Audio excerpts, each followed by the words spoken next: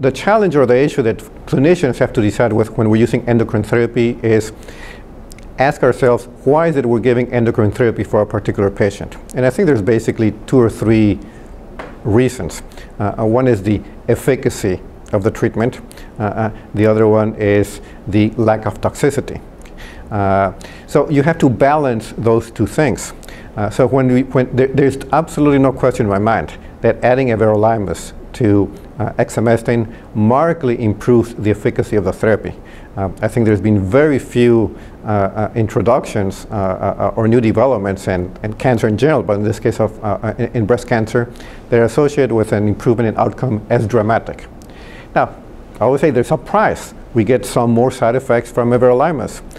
So if the main reason one is using hormonal therapy is to avoid toxicity, then one has to think twice about adding a drug that will increase the toxicity of treatment.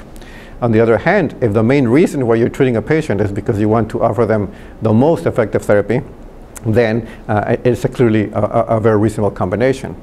It hasn't really been looked into, but I think that in general, most of our therapies, the earlier you use them, the more effective they tend to be. As tumors evolve and progress, they just develop more and more mechanisms of resistance.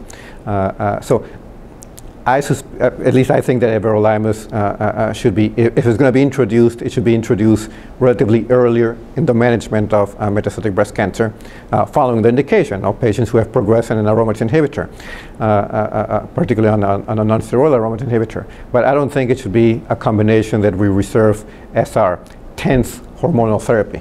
I suspect that the benefit will be less at that point. So I think it's something that should be considered earlier after progressing on a non-steroidal aromatase inhibitor.